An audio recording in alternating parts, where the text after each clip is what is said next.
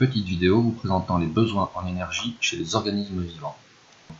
Vous savez que l'énergie peut exister sous plusieurs formes. Énergie chimique, thermique, mécanique, etc. Nous observerons dans un premier temps deux exemples concrets de mouvements dans les cellules, la cyclose chez les végétaux et la contraction musculaire chez les animaux. Qui dit mouvement dit énergie mécanique. Puis je vous présenterai la molécule chimique à l'origine de ces mouvements. Il s'agit de l'ATP.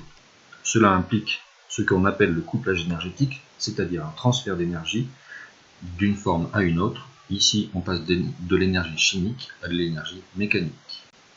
Lorsqu'on observe des cellules délodées au microscope, on peut voir un mouvement de cyclose des chloroplastes, c'est-à-dire que les chloroplastes se déplacent le long de la membrane d'une façon circulaire. Ce mouvement a notamment pour raison une répartition efficace des organites. Pour les chloroplastes, essayer de capter un maximum de lumière. On peut observer facilement la contraction musculaire chez les animaux, notamment en prélevant une fibre musculaire dans une patte de crabe. Voilà à quoi ressemble la fibre musculaire et son observation au microscope. L'ajout de chlorure de calcium à la préparation permet de déclencher la contraction. Il y a donc bien mise en œuvre d'une énergie mécanique. Voyons quels sont les acteurs du mouvement dans les cellules en prenant l'exemple de la cyclose. Il s'agit de deux protéines et d'une molécule particulière appelée l'ATP. La première est l'actine, une protéine qui va former des filaments dans la cellule. La seconde est la myosine, qui est en fait une association de deux protéines possédant une double tête et une queue. La tête est capable de se fixer à des filaments d'actine, alors que la queue pourra se lier à un organite.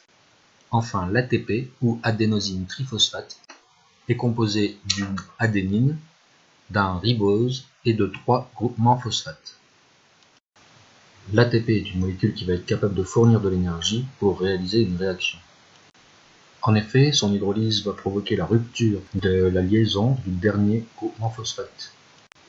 Cette rupture va permettre la libération d'énergie qui pourra être utilisée par une autre réaction chimique. Ce transfert d'énergie est appelé couplage énergétique. Il implique l'association de deux réactions enzymatiques. L'une est exergonique, c'est-à-dire qu'elle libère de l'énergie, l'autre est endergonique, elle nécessite un apport d'énergie. Schématiquement, on a ici une première réaction exergonique qui va permettre la production d'énergie sous forme d'ATP. L'hydrolyse de l'ATP va permettre l'apport d'énergie nécessaire à la réalisation de la seconde réaction.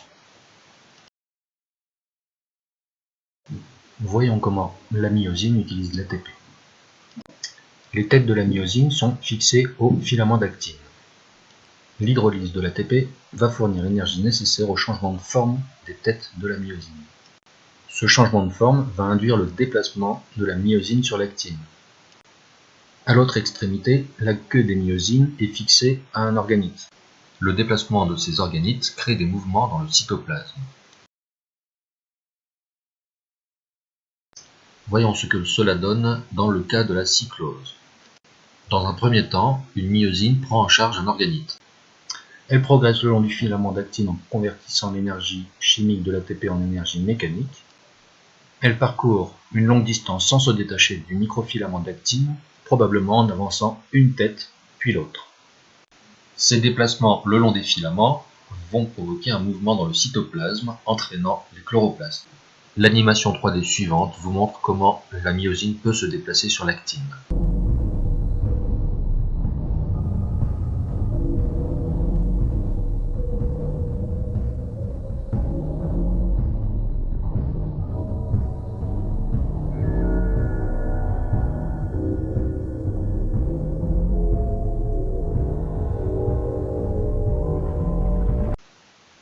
Bilan. Vous devez connaître la notion de couplage énergétique, dans notre cas, un couplage entre l'énergie chimique et l'énergie mécanique. Dans le cas du mouvement dans les cellules, ce couplage implique un apport d'énergie chimique qui est permise par l'hydrolyse de l'ATP.